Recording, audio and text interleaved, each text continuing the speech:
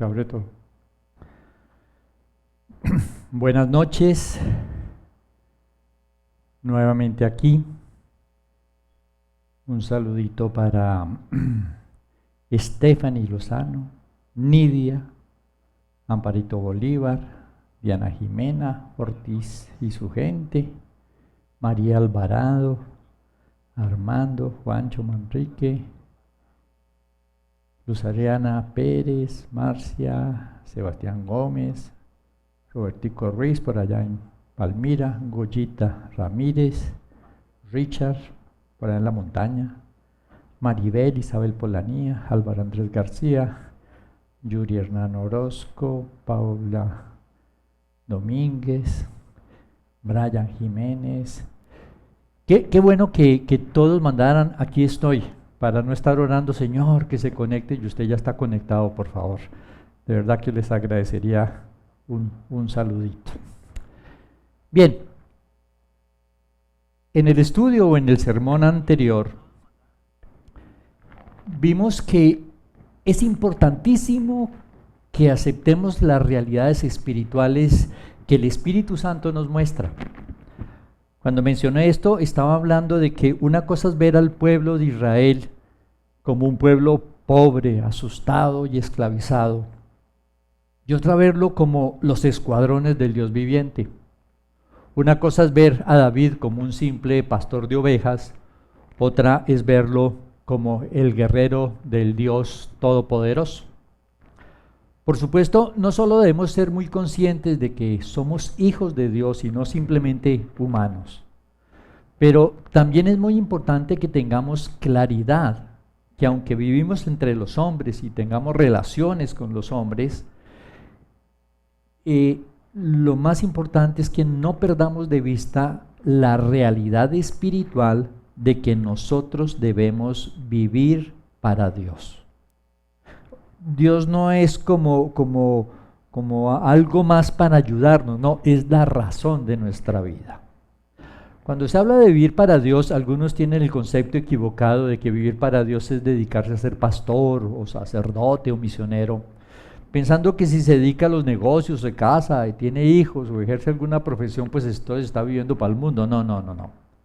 Ese concepto es equivocado. Porque la verdad es que absolutamente todo lo que hagamos debemos hacerlo por Él y para Él.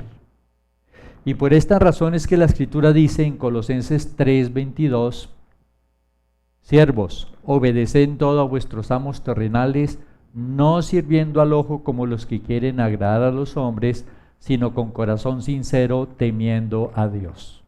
Y todo lo que hagáis, hacedlo de corazón como para el Señor y no para los hombres, sabiendo que del Señor recibiréis la recompensa de la herencia, porque a Cristo el Señor servís. Cuando no cumplimos con este mandato de hacer las cosas de corazón por y para el Señor, nos perdemos la recompensa que Dios tiene para nosotros. Vimos que su palabra dice muy claro que cuando actuamos para ser vistos de los hombres, eso es todo lo que vamos a recibir, que nos vieron. Pero de parte de Dios dice que no recibiremos nada. Ahora, esto es supremamente importante.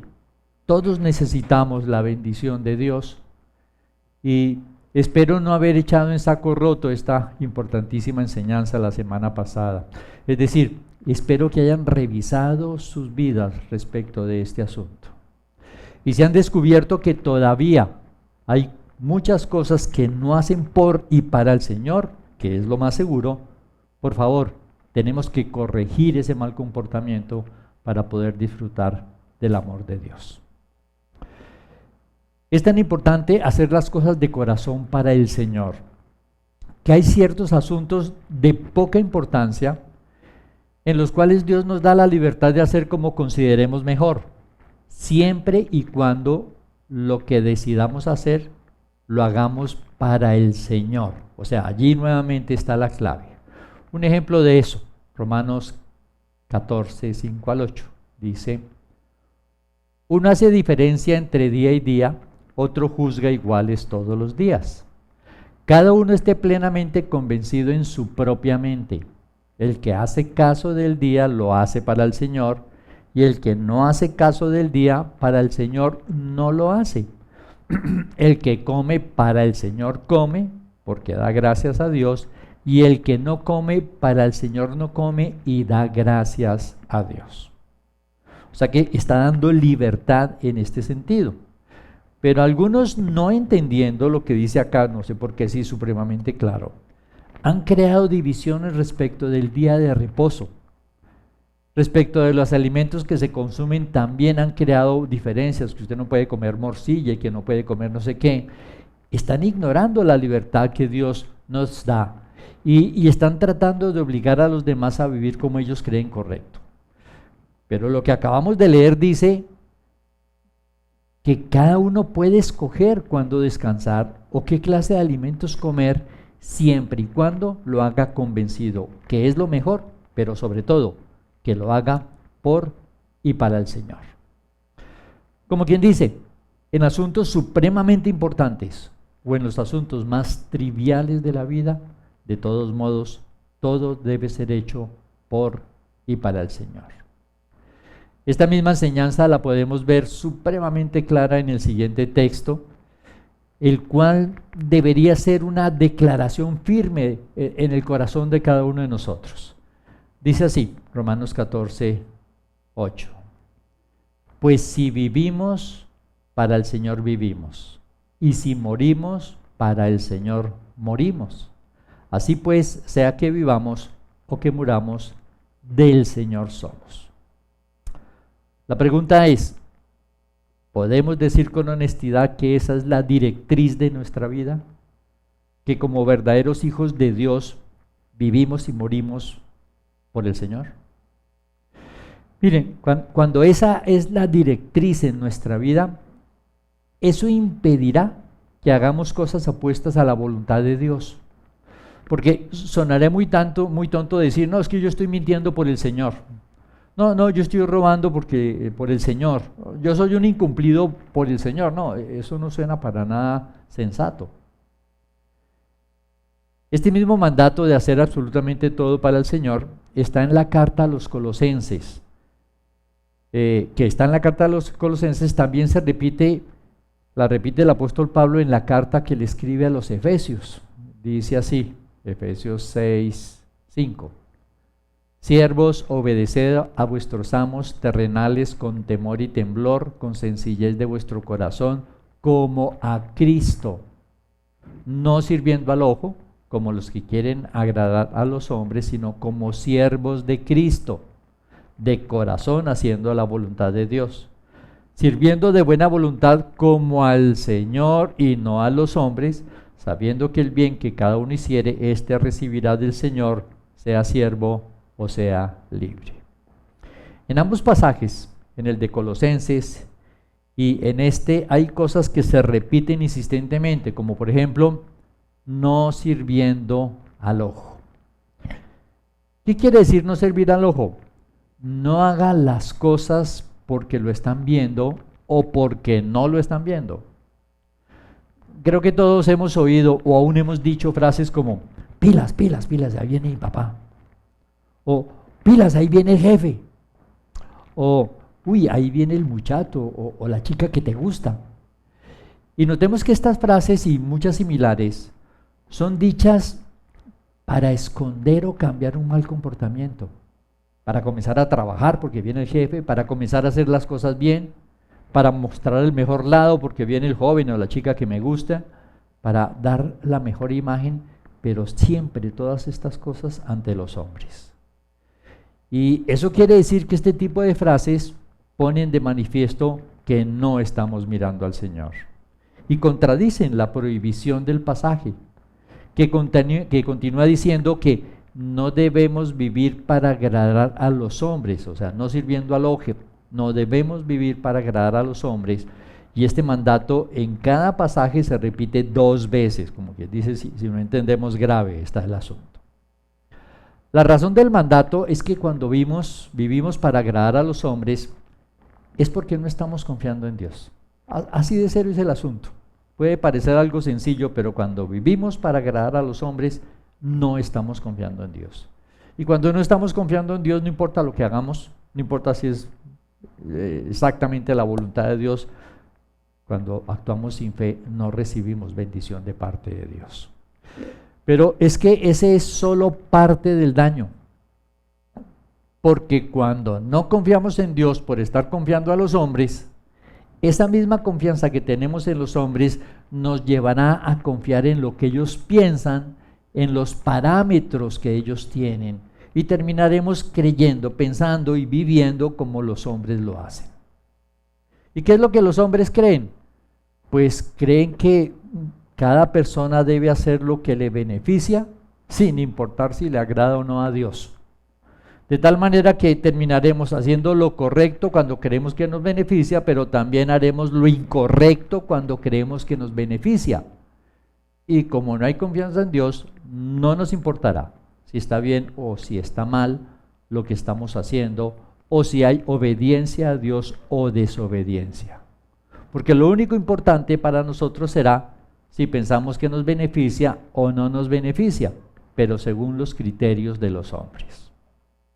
Mire, cuando uno revisa, aun si revisamos las ocasiones en que hemos desobedecido a Dios, vamos a descubrir que la motivación para hacerlo es que pensamos que esa desobediencia de alguna manera nos beneficia. No cumplimos los compromisos, no pagamos a tiempo, no hacemos lo que tenemos que hacer, y todas esas cosas cuando no las hicimos era porque de alguna manera pensábamos que no, esto me beneficia, esto me da más tiempo, esto me da más liquidez. Al hacer eso nuestra vida estará centrada en nosotros mismos. Eso nos volverá cada vez más egoístas, más faltos de amor, porque no estaremos pensando en los demás sino solo en nosotros, y por lo tanto más injustos, cada vez más injustos. Podemos ver un testimonio muy claro de la diferencia tan grande que hay en para quién vivimos. Lo vemos en los discípulos del Señor, porque ellos estaban dispuestos a hacer lo que Dios les había ordenado sin importar lo que los hombres pensaran, y aún sin importar las consecuencias de lo que los hombres le pudieran hacer. Por esta razón, cuando ellos comenzaron a predicar en oposición al mandato de los hombres, fueron reprendidos y amenazados por sus gobernantes. Pero esto no los detuvo. Salieron y siguieron predicando, y por segunda vez los cogieron presos y los iban a matar. Pero gracias a un consejo de un hombre muy importante llamado Gamaliel, no los mataron. La Escritura nos cuenta lo que pasó.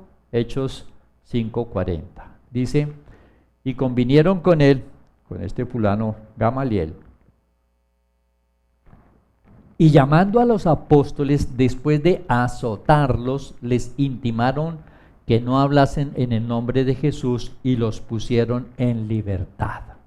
O sea que los azotaron y volvieron y los amenazaron. Verso 41. Y ellos salieron de la presencia del concilio, ojo, gozosos de haber sido tenidos por dignos de padecer afrenta por causa del nombre del Señor Jesús. ¿Qué nos muestra esto? Que al estar viviendo para el Señor, estos discípulos, lejos de considerar una desgracia el que les hubieran azotado, lo tomaron como un privilegio. Y por esta razón siguieron haciendo lo correcto, aunque a muchos esto los llevó a morir como mártires, pero no se detuvieron, ¿sí? Y consideraron, ¿sí?, esa tribulación como un privilegio por el Señor. Tomemos esto como ejemplo. Déjenme insistirles, compartamos el Evangelio, compartamos estos mensajes, hagamos grupos de estudio, grupos de oración en casa o virtualmente. Que en este tiempo, como decía, no nos toca traer la gente a la iglesia, sino llevar la iglesia, ¿sí?, a sus casas. Y si alguna molestia nos causan por insistir en que conozcan al Señor, tengamos la seguridad de que eso es un privilegio para nosotros. Ahora, por otro lado, si revisamos cuántas veces terminamos quejándonos por los resultados de haber hecho lo correcto, porque a veces pasa eso, hacemos lo correcto y algo resulta mal. Cuando nos quejamos por eso, lo que vamos a descubrir es que no estábamos haciendo lo correcto por amor al Señor. sino por miedo o dependencia o temor de los hombres, y por eso al no ser recompensados sentimos que hemos perdido. ¿Por qué? Porque esperábamos recibir de los hombres. Y sí hemos perdido, pero ¿por qué? No porque los hombres no nos hayan agradecido, sino por haber hecho las cosas para los hombres y no para Dios. Y pienso que teniendo esto claro es muy importante que revisemos y nos preguntemos, ¿cuál es entonces la directriz en nuestra vida? ¿Hacer todo tal y como el Señor desea o hacer lo que nosotros creemos que nos conviene según los parámetros del mundo? Ahora, este requisito de hacer las cosas para Dios es también muy, pero muy importante cuando estudiamos y enseñamos la Escritura. Porque cuando las personas estudian para, a través de eso, impresionar a los hombres, para lucirse, el resultado es que no van a entender y van a torcer las enseñanzas de la Escritura. Por esto, cuando el apóstol Pablo vio que muchos estaban torciendo el Evangelio, el cual él dijo que no podía ser cambiado así un ángel del cielo viniera a cambiarlo, él concluye su exhortación haciendo la siguiente pregunta, Gálatas 1:10. Pues, ¿busco ahora el favor de los hombres o el de Dios? ¿O trato de agradar a los hombres? Pues si todavía agradara a los hombres, no sería siervo de Cristo. Y está dejando muy claro que si la respuesta es que estamos buscando el favor de los hombres, entonces no podemos servir a Dios. Esa es una de las razones de que haya tantas iglesias con malas doctrinas, pues al querer agradar a los hombres terminan pervirtiendo el mensaje de Dios. ¿Para qué? Para que sea un mensaje agradable a los hombres.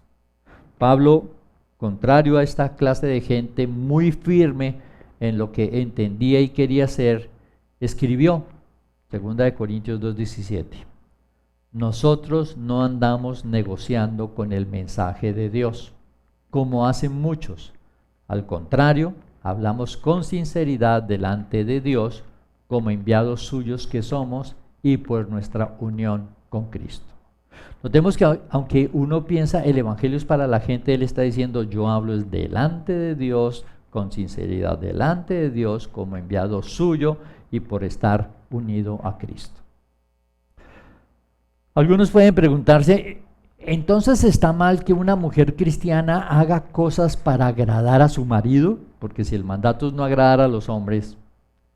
Y la respuesta es que lo correcto es que una mujer cristiana haga cosas para agradar a su marido porque Dios le ha dicho que agrade a su marido. O sea que la verdadera razón no es porque el marido merezca, sino porque Dios le ha dicho que agrade a su marido.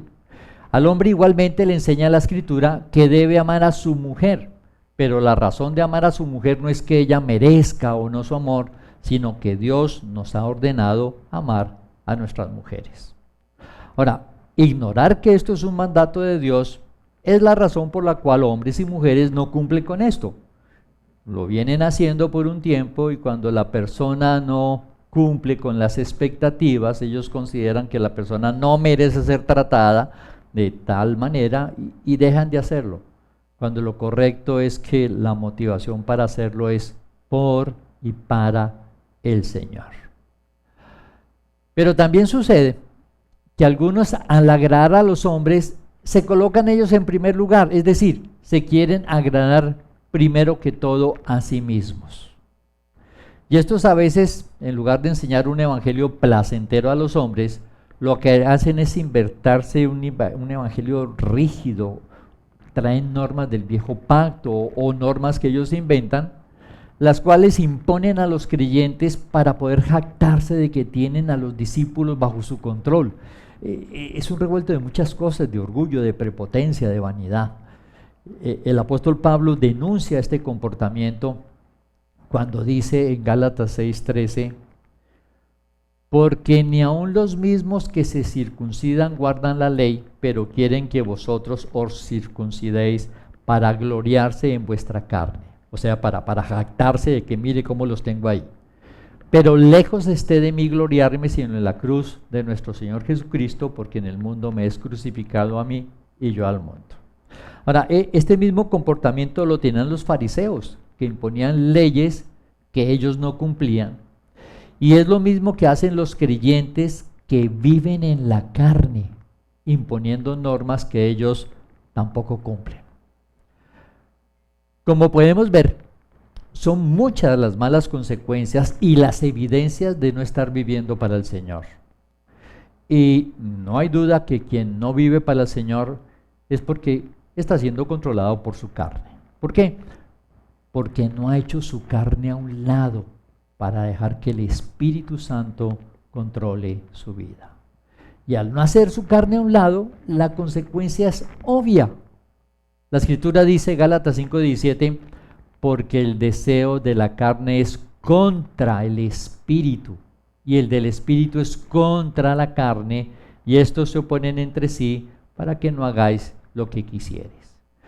No hay duda, mientras la carne controle a una persona, ésta no podrá hacer la voluntad de Dios.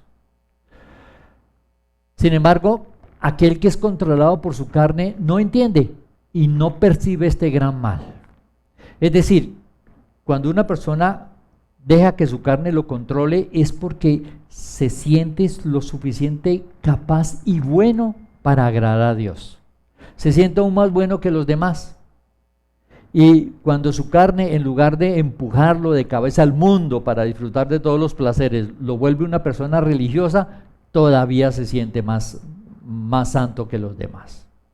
Pero es importante que entendamos que aunque las apariencias engañan, no hay carne buena y carne mala. No es más bueno el que se vuelve religioso empujado por su carne que el que se vuelve sinvergüenza empujado por su carne. Ambos, al no dejar que el Espíritu Santo los controle, están graves, porque ninguno de los dos está confiando en Dios, y eso es lo grave.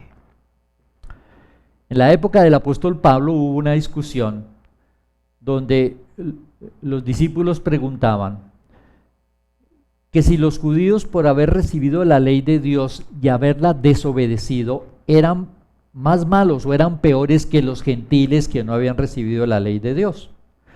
Pero el apóstol, recordándoles lo que dice la Escritura, les dice, Romanos 3:9, que pues somos nosotros mejores que ellos en ninguna manera, pues ya hemos acusado a judíos y a gentiles que todos están bajo pecado. Como está escrito, no hay justo ni aun uno, no hay quien entienda, no hay quien busque a Dios, todos se desviaron, a una se hicieron inútiles, no hay quien haga lo bueno, no hay ni siquiera uno. Es decir, si la carne te empuja al mundo o si la carne te vuelve una persona religiosa, eres igual de malo a los ojos de Dios. ¿Sí? Pueda que ante los hombres el religioso, el que está en una iglesia, el prepotente, el que quiere ser alabado, parezca un santo, pero a los ojos de Dios, ¿sí?, ninguno de los dos está bien. Lo cierto es que ningún hombre en el poder de su carne es bueno. Que es, como ya he dicho, que cuando nuestra carne controla nuestra vida, el resultado siempre será pecado. Pecado disfrazado de bondad o pecado manifiesto, no importa. Siempre será pecado porque la carne es opuesta y a la carne le es imposible agradar a Dios. ¿Cuál es la solución?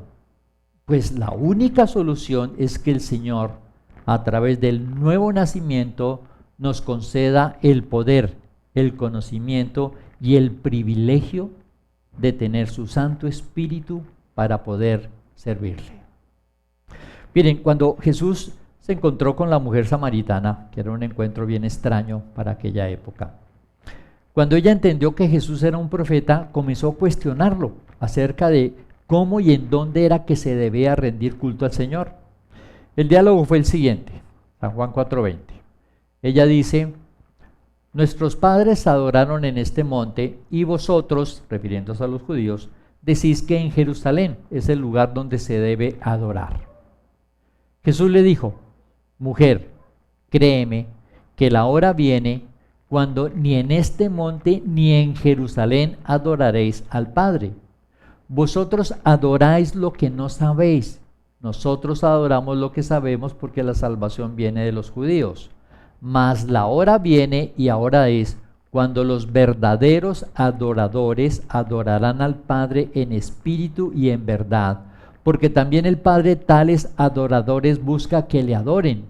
Dios es espíritu y los que le adoran en espíritu y en verdad es necesario que adoren.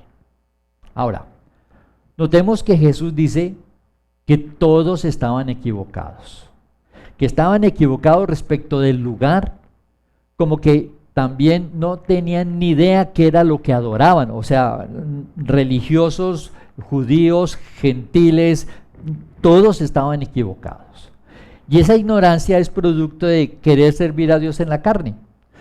Por esto Jesús les dice que los verdaderos adoradores tendrán que hacerlo en espíritu, porque Dios es espíritu.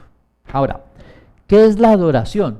Bueno, pues la adoración no es solo esa actitud de alabanza profunda hacia Dios. La obediencia a Dios es adoración.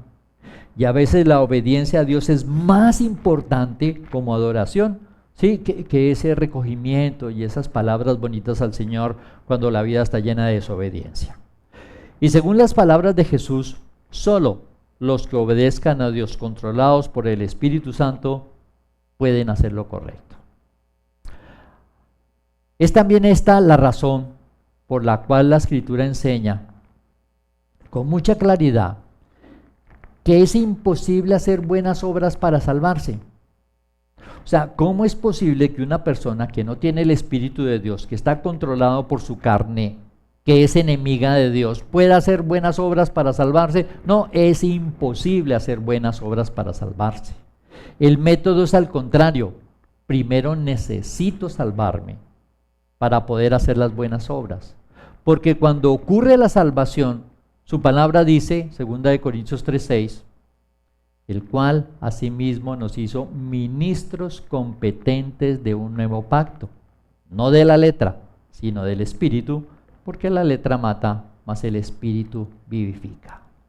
O sea que la salvación es lo que nos hace ministros competentes, porque coloca en nosotros el Espíritu Santo y entonces sí podemos vivir haciendo la voluntad de Dios. Sin embargo, tener el Espíritu Santo en nosotros no nos quita la libertad de elegir qué hacer con nuestra vida.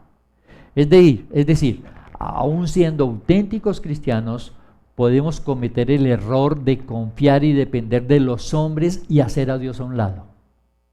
Y es por eso que, siendo ya salvos, el Señor en su palabra nos dice, Gálatas 5:16, digo pues, andad en el Espíritu y no satisfagáis los deseos de la carne. Donde es muy claro al decir que la carne va a insistir en que la obedezcamos, en que la complazcamos, pero no debemos hacerle caso. Y si por alguna razón queremos hacerle caso, la Escritura también dice, Efesios 5:17, por tanto no seáis insensatos, sino entendidos de cuál sea la voluntad del Señor.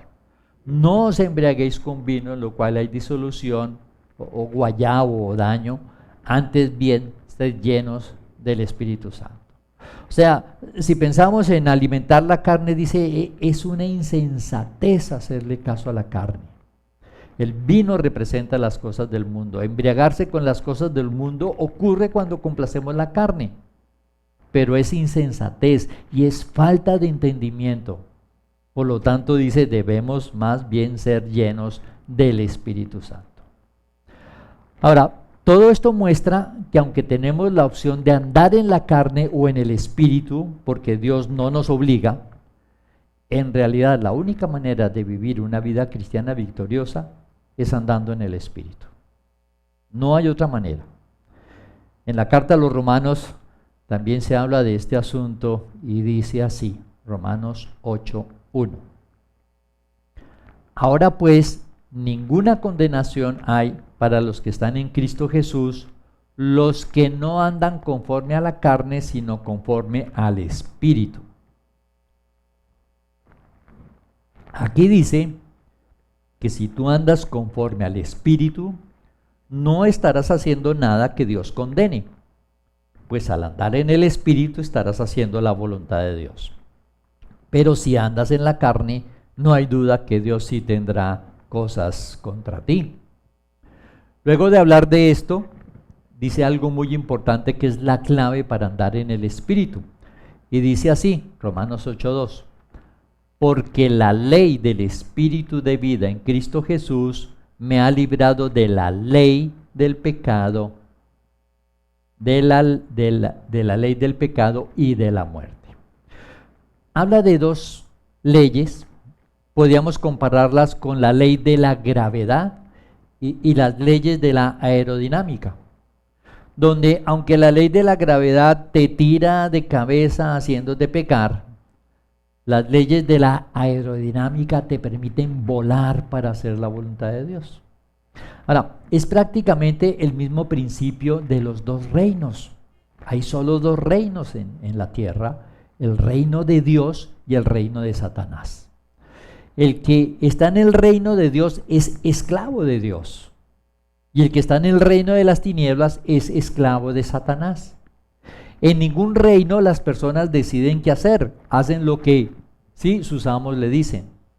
Lo que nosotros sí decidimos es a cuál reino nos sujetamos. Y esa decisión obviamente está íntimamente ligada con la confianza. Igual sucede con la ley de vida en Cristo Jesús y la ley del pecado y la muerte. Por eso la pregunta es, ¿a qué ley estoy sujeto? La respuesta puede ser dada de diferentes maneras. Por ejemplo, o la pregunta para este asunto puede ser hecho de diferentes maneras. Por ejemplo, ¿estás viviendo en el Espíritu o estás viviendo en la carne? Esto es igual a decir, ¿quieres hacer la voluntad de Dios o quieres hacer lo que crees que te conviene? También puede preguntarse, ¿quieres agradar a los hombres o estás viviendo por y para el Señor? La respuesta a cualquiera de estas preguntas sirve para definir cómo estamos. Luego continúa diciendo Romanos 8:3, porque lo que era imposible para la ley por cuanto era débil por la carne, Dios enviando a su Hijo en semejanza de carne de pecado y a causa del pecado, condenó al pecado en la carne para que la justicia de la ley se cumpliese en nosotros, que no andamos conforme a la carne, sino conforme al Espíritu. ¿Qué es lo que era imposible para la ley? Salvarnos. Es decir, bajo la ley del viejo pacto, el hombre se salvaba si cumplía con la ley. Pero esto era imposible, no porque la ley estuviera mal, sino porque la carne ni quiere ni puede cumplir con la ley de Dios. Por esta razón, por la incapacidad para salvarnos, Cristo vino en semejanza de carne, cumplió al pie de la letra de la ley y murió para condenar al pecado en la carne, de tal manera que nosotros fuéramos perdonados. ¿Cómo disfrutar de todos los privilegios de esta salvación obtenida? Viviendo en el Espíritu Santo. ¿Cómo podemos vivir en el Espíritu Santo? Bueno, podemos decir que es un asunto crítico y progresivo. Crítico porque debe haber un momento en que, entendiendo esto, tomemos la decisión de vivir en el Espíritu, de no vivir en la carne, sino dejar que el Espíritu Santo controle nuestra vida. Ese es un momento crítico donde debemos tomar esa decisión. Vale la pena que te preguntes, ¿cuántos de ustedes han tomado esa decisión? ¿Cuántos de ustedes en algún momento de su vida dijeron, no, de aquí en adelante yo solo voy a hacer la voluntad de Dios, no voy a seguir haciendo otras cosas? De aquí en adelante no voy a dejar que mi carne y mis pasiones me controlen, sino voy a hacer lo que el Espíritu Santo me dijo. Si no ha tomado esa decisión, tiene que tomarla. Y si ya tomó la decisión, déjeme leerle otro pasaje, Santiago 1:6. Pero pida con fe, no dudando nada, porque el que duda es semejante a la onda del mar que es arrastrada por el viento y echada de una parte a otra. No piense pues quien tal haga que recibirá cosa alguna del Señor. El hombre de doble ánimo es inconstante en todos sus caminos. ¿Qué quiere decir esto? Que si usted ya tomó la decisión, Tiene que ser una decisión firme. No puede ser un día en la carne, otro en el espíritu. Dice, no, que si usted camina así no recibe nada de Dios tampoco. Obviamente debemos confiar en que es Dios quien nos respaldará para mantenernos firmes. Lo he dicho varias veces, el temor a pecar ya es pecado, porque ya no estamos confiando en que Dios es quien nos sostiene. A veces la gente piensa que ser controlada por el espíritu es como ser poseído por un demonio, o sea, donde la persona pierde el control y como un robot, de tal manera que no hay control sobre su vida, pero no es así. Ser controlado por el Espíritu de Dios tiene que ver con nuestra forma de pensar. Es a través de su palabra, de entender, de pensar como Dios piensa, que el Espíritu Santo controla nuestra vida. Y por eso la Escritura dice en Romanos 8, 5 y 6, porque los que son de la carne piensan en las cosas de la carne, pero los que son del Espíritu en las cosas del Espíritu. O sea, fíjense que está diciendo los que son, o sea, refiriéndose como a aquellos que no han nacido de nuevo, piensan en las cosas de la carne. Los que son del Espíritu, los que son hijos de Dios, en las cosas del Espíritu. Porque el ocuparse de la carne es muerte, pero el ocuparse del Espíritu es vida y paz. O sea que para poder vivir en el Espíritu Santo, hay que pensar en las cosas del Espíritu. Es imposible vivir controlado por el Espíritu Santo si andamos pensando en las cosas de la carne. Ahora, recuerdo un consejo que me dieron hace muchos años que considero muy útil, para que cuando el Espíritu Santo para que el Espíritu Santo tome el control de nuestra vida frente a cualquier situación. El consejo es el siguiente: frente a cualquier circunstancia, antes de tomar cualquier decisión, pregúntese, ¿qué haría Jesús si estuviera en mi lugar? ¿Qué haría Jesús si estuviera en mi lugar? Pregúntese. Usted se comprometió con algo, se comprometió a una cita, se comprometió a pagar algo, se comprometió a hacer un favor, asumió alguna responsabilidad. Frente a eso que tiene que hacer, pregúntese, ¿qué haría Jesús si estuviera en mi lugar? ¿Jesús cumpliría la cita? ¿Cumpliría con el pago? ¿Haría el favor? ¿Asumiría la responsabilidad? ¿Lo ofenden a usted juzgándolo mal? Pregúntese, ¿qué haría el Señor si estuviera en mi lugar? ¿Cómo reaccionaría el Señor si estuviera en mi lugar? Una persona necesita ayuda económica y usted teniendo con qué. Pregúntese, ¿qué haría el Señor Jesús si estuviera en mi lugar? Están hablando mal de alguna persona, criticándola mucho, comiendo prójimo a la lata. Pregúntese, ¿qué haría el Señor Jesús si estuviera en mi lugar? ¿Qué haría el Señor Jesús? Obviamente, las respuestas correctas a estas preguntas tienen íntima relación con cuánto conocimiento tenga usted de los principios y de la palabra del Señor. No faltará alguien bien ignorante que diga, no, Jesús no se dejaría, le devolvería el puño. Seguramente, no. La respuesta a esta pregunta tiene que ver, ¿sí?, con cuánto conocimiento tengamos de los principios y de la palabra del Señor. Ahora, decía que vivir en el Espíritu es algo crítico, pues comienza con la decisión de querer hacer la voluntad de Dios siempre y en todo momento, en todo lugar. Pero también es algo progresivo, porque será un proceso el ir descubriendo cuántas cosas hacemos en la carne, convencidos que la estamos haciendo en el Espíritu. Repito, será un proceso el ir descubriendo cuántas cosas hacemos en la carne, convencidos que las estamos haciendo en el Espíritu. Ahora, descubrir este error u horror implica dos cosas. La parte más fácil es cuando con la palabra de Dios entendemos que no estamos haciendo lo correcto. Porque cuando no hacemos lo correcto, así lo hagamos pensando que es para el Señor, eso perjudica nuestra vida espiritual. Entonces usted está haciendo algo y encuentra que la palabra de Dios dice que de esa manera no se debe hacer. Que es que lo hice para el Señor y no sabía eso. El Señor Jesús enseñó que el que desobedece conociendo el mandato recibe muchos azotes, pero el que desobedece por ignorancia también recibe azotes. Así que no podemos pensar que porque lo hicimos con buena intención no hay problema, no. Así lo hayamos hecho con buena intención, si fue en contra de los principios y los mandatos de Dios, el asunto estuvo mal hecho y trae consecuencias.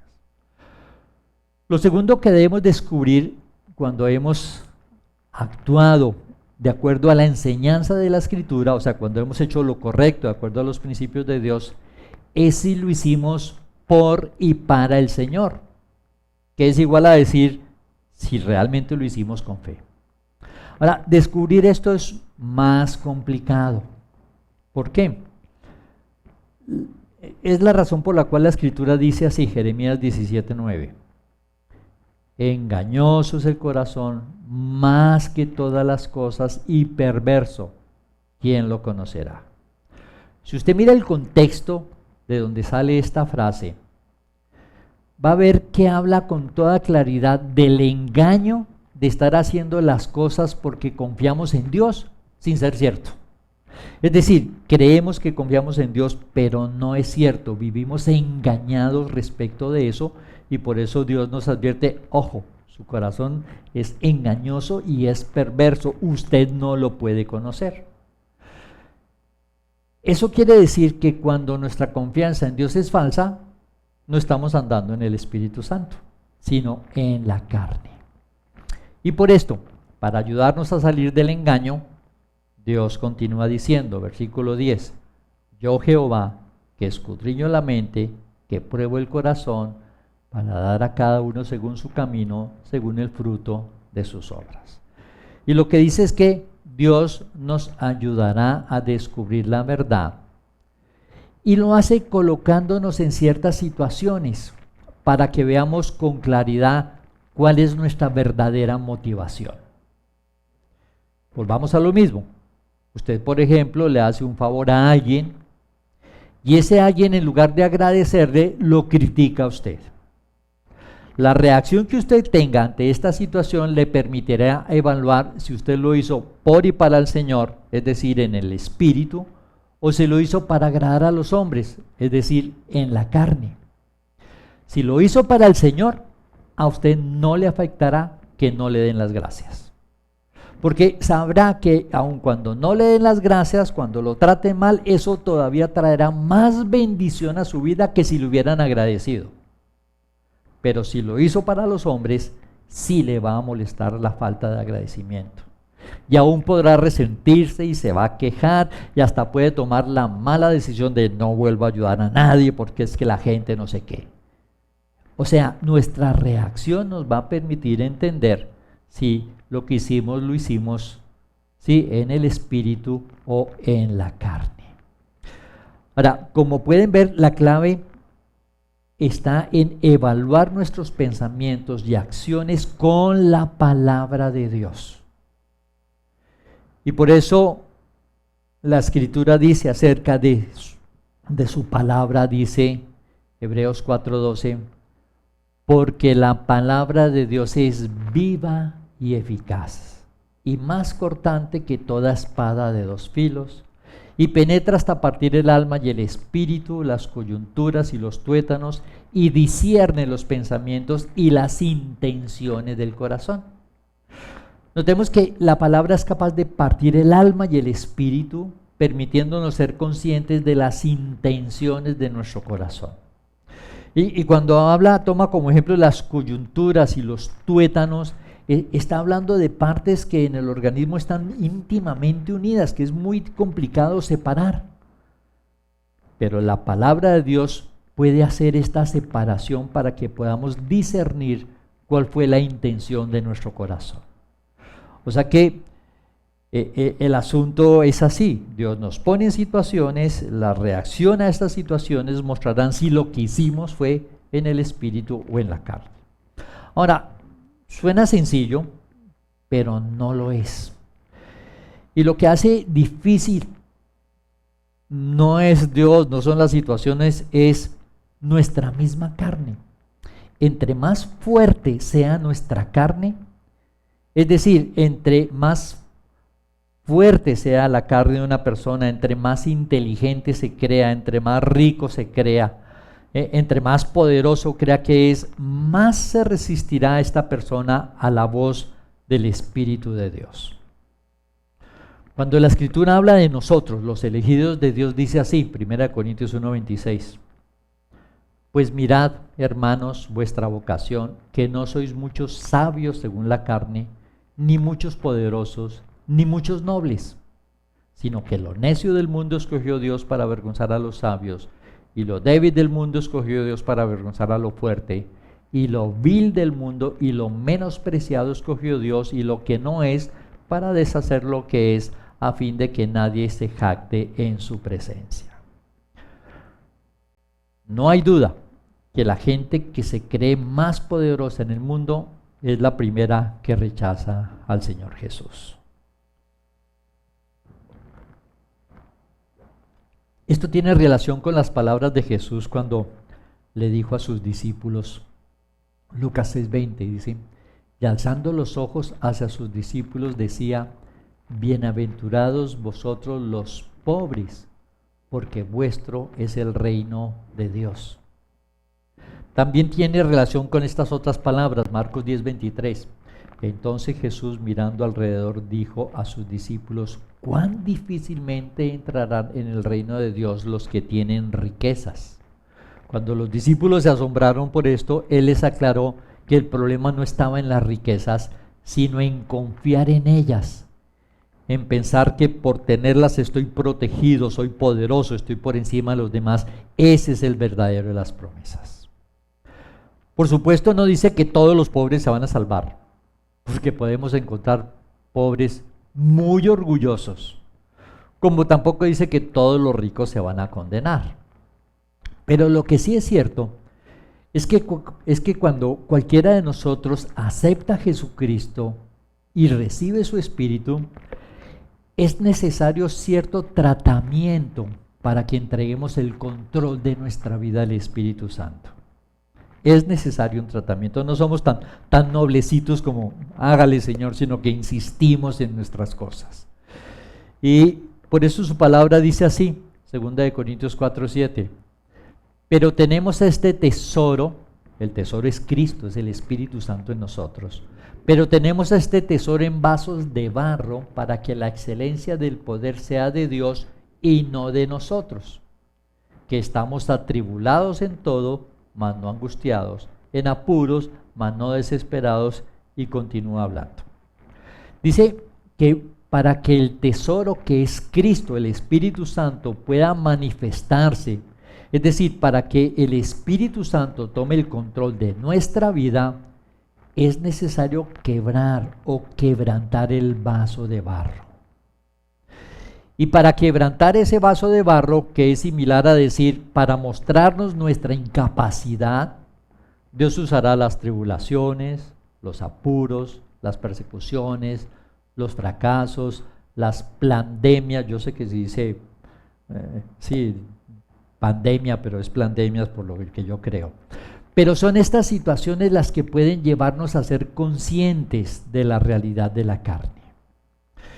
Y cuando digo que estas situaciones pueden llevarnos a entender la realidad de nuestra carne, es porque a veces cuando Dios nos muestra nuestra total incapacidad, somos capaces de echarle la culpa a todo el mundo, de buscar disculpas por todos lados, inventarnos las cosas más increíbles para no reconocer que somos nosotros los que estamos fallando.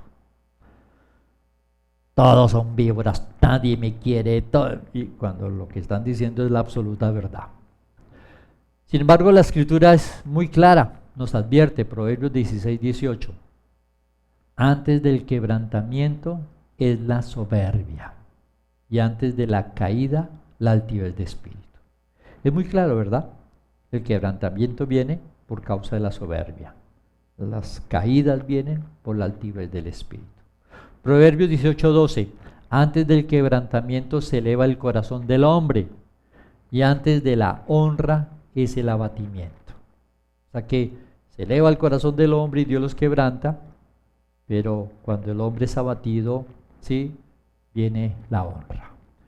Y Proverbios 29:1, que es tenaz, dice: el hombre que reprendido endurece la cerviz, de repente será quebrantado y no habrá para él medicina. O sea que cuando Dios quiere quebrantar a alguien y la persona se resiste, sí, el resultado sí puede ser bien grave.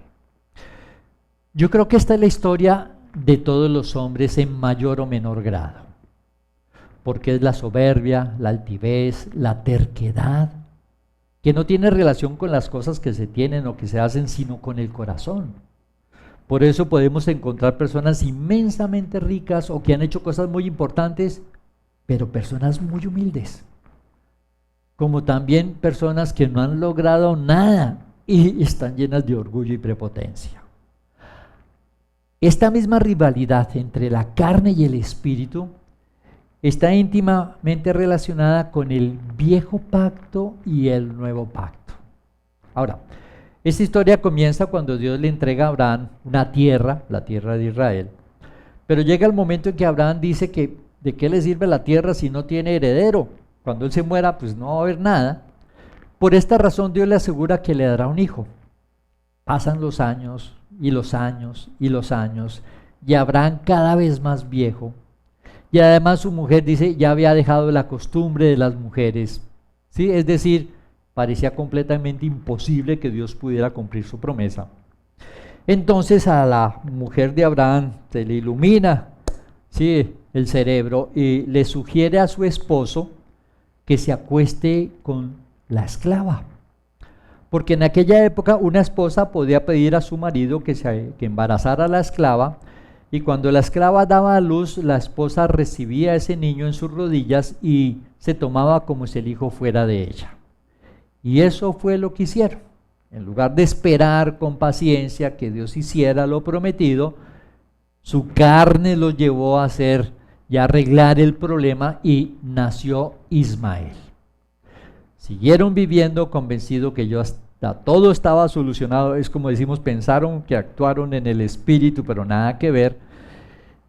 Y resulta que años después, milagrosamente, su mujer queda embarazada y nace Isaac, el hijo prometido por Dios. Pero resulta que Ismael, el hijo de la esclava, comienza a pelear contra Isaac. El apóstol Pablo, tomando esta historia y su enseñanza, nos escribe, Gálatas 4:28, dice: así que, hermanos, nosotros, como Isaac, somos hijos de la promesa, pero como entonces el que había nacido según la carne, Ismael, perseguía al que había nacido según el espíritu, Isaac, así también ahora. O sea que el apóstol Pablo nos compara con Isaac por ser hijos de la promesa a la que se refiere es el nuevo pacto, mientras que Ismael representa a la carne y al viejo pacto.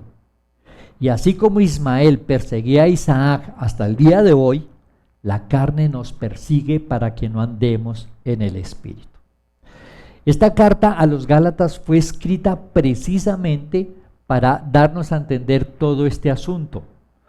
Y la razón de insistir Pablo en esto es porque si miramos el capítulo 1, versículo 6, él escribe a aquellos que ya les había compartido el evangelio, dice: estoy maravillado de que tan pronto os hayáis alejado del que os llamó por la gracia de Cristo para seguir un evangelio diferente. No que haya otros, sino que hay algunos que os perturban y quieren pervertir el evangelio de Cristo. Mas si aún nosotros o un ángel del cielo os anunciare otro evangelio diferente del que os hemos anunciado, sea maldito, sea anatema. Es decir, habiendo recibido el evangelio de la gracia, habiéndoles explicado que la salvación es por fe, habiéndoles explicado que solo el poder del Espíritu Santo puede llevarnos a vivir haciendo la voluntad de Dios, aparecieron algunos que comenzaron a insistir que los cristianos debían cumplir con lo que ordenaba el viejo pacto. Y por esta razón, por dejar que la carne tomara el control para comenzar a tratar de cumplir con las normas del viejo pacto, es que más adelante les dice, capítulo 3, versículo 1, dice: oh Gálatas insensatos, ¿quién os fascinó, quién os enredó para no obedecer a la verdad? A vosotros, ante cuyos ojos Jesucristo ya fue presentado claramente entre vosotros como crucificado. La crucifixión habla de la salvación por gracia. Esto solo quiero saber de vosotros: ¿recibisteis el Espíritu por las obras de la ley o por el oír con fe? Tan necios sois, habiendo comenzado por el Espíritu, ahora vas a acabar por la carne. ¿Tantas cosas habéis padecido en vano, si es que realmente fue en vano? En otra versión no dice Gálatas insensatos, en otra versión dice Gálatas estúpidos, porque después de recibir a Cristo y estar involucrados en el nuevo pacto, es una estupidez ir al viejo pacto para tratar de cumplir con las exigencias que éste hace. Que es igual a decir que si por la fe recibieron el favor de Dios, ¿cómo pretenden ahora recibir el favor de Dios a través del esfuerzo en la carne? Cuando está demostrado, ¿sí?, que la carne ni quiere ni puede hacer la voluntad de Dios.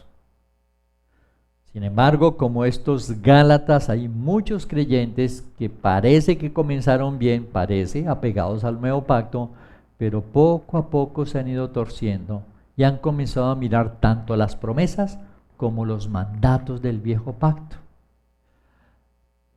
A pesar de la claridad con que Dios me ha permitido enseñar su palabra, un grupo como de 30 personas que asistían a esta iglesia se fueron porque querían cumplir con los mandamientos del viejo pacto. Que no te harás imagen, y comenzaron a arrancar las imágenes de las Biblias de los niños. Una completa locura.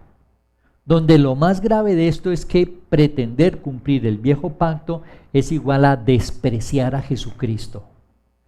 Mire, quienes viven de acuerdo a las normas del viejo pacto se van a condenar. Pero ¿por qué esa insistencia en los mandamientos y promesas del viejo pacto? ¿Por qué no más bien se van al mundo? Bueno, ciertamente hay muchos que comienzan, también ha pasado en esta iglesia, que comienzan su cristianismo y su desobediencia y su falta de confianza en Dios hace que su carne los domine y terminan metidos de cabeza en el mundo, olvidándose por completo de Dios. Sí, comienzan a venir de mala gana, comienzan a venir obligados y sí, seguramente ahora con esto de la pandemia algunos escuchaban los mensajes, ya ni los mensajes quieren escuchar, ¿sí? Completamente lejos de Dios. Lo grave es que muchos de ellos se dan contentillo pensando que son cristianos y que al morir no van a ir al infierno, pero solo Dios sabe. Y cuando ellos descubran la verdad, posiblemente será muy tarde. Digo esto porque la Escritura dice que los hijos de Dios no andan en la carne. Romanos 8:9 dice: mas vosotros no vivís según la carne, sino según el Espíritu, si es que el Espíritu de Dios mora en vosotros. Y si alguno no tiene el Espíritu de Cristo, no es de él. Lo que está diciendo este texto es que un auténtico cristiano no anda en la carne.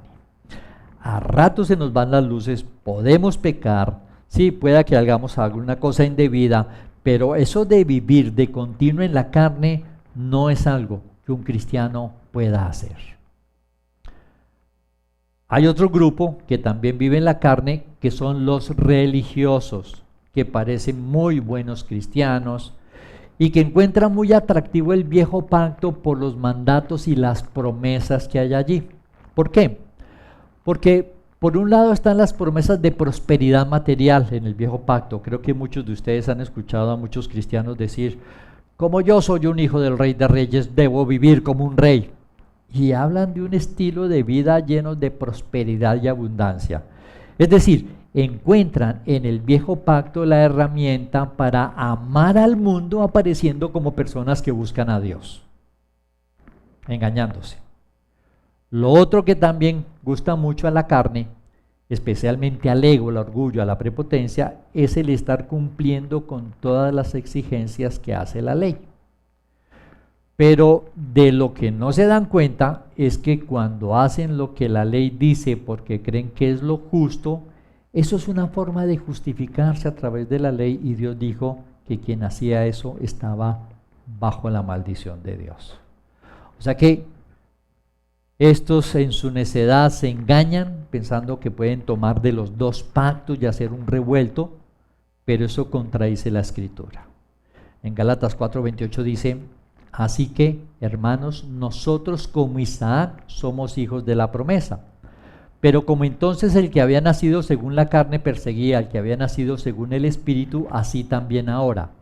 Mas, ¿qué dice la Escritura? Echa fuera a la esclava y a su hijo, porque no heredará el hijo de la esclava con hijo de la libre. Al decir que tenía que echar a la esclava y a su hijo, que fue lo que le tocó hacer a Abraham, está diciendo que al recibir a Jesucristo y estar en el nuevo pacto, hay que echar fuera al viejo pacto. No se puede hacer un revuelto de los dos, completamente diferente, ¿sí? Y como el nuevo pacto representa la vida en el Espíritu y el viejo pacto la vida en la carne, pues nosotros tenemos que echar fuera la carne. Y lo podemos hacer gracias al poder del Espíritu Santo que está en nosotros. La pregunta es, ¿tenemos suficiente confianza en Dios para hacer a un lado nuestra carne y vivir siendo dirigidos por el Espíritu Santo para hacer la voluntad de Dios? Mi oración por todos nosotros es que tomemos la firme decisión de vivir en el Espíritu, confiando en el respaldo de Dios. Queridos hermanos, tomemos la decisión de preguntarnos frente a cada situación, ¿qué haría Jesús en mi lugar? Y por supuesto hagámosle caso, más aún ahora frente a todas las cosas que están sucediendo que anuncian que el tiempo de su regreso por nosotros está más cerca. Amado Padre, te damos gracias por tu palabra. Te damos gracias porque tú nos muestras en ella que has dado solución completa a la triste realidad del hombre, del ser humano pecador controlado por su carne. Gracias porque a través del nuevo nacimiento tú has colocado tu Espíritu en nosotros. Y gracias porque tu Espíritu es suficiente para darnos la dirección y el poder para vivir para ti. Permite que a través de las diferentes circunstancias en que tú nos metas, permite que a través de las reacciones que tengamos, sí, podamos evaluar de acuerdo a tu palabra y descubrir qué tanto estamos viviendo para ti, qué tanto estamos confiando en ti, qué tanto estamos esperando recompensa de ti y no de los hombres, para poder ir corrigiendo esos asuntos y que nuestra vida sea en realidad cada vez más y más dirigida por tu Santo Espíritu. Gracias, Señor, porque para estas cosas no somos suficientes, pero tú nos has hecho ministros competentes de un nuevo pacto. Y sé que si confiamos en ti, viviremos lo que tú has destinado para nosotros. Gracias, amado Padre, porque tú has prometido también la protección y la provisión necesaria para poder vivir haciendo tu voluntad en todas las épocas, Señor.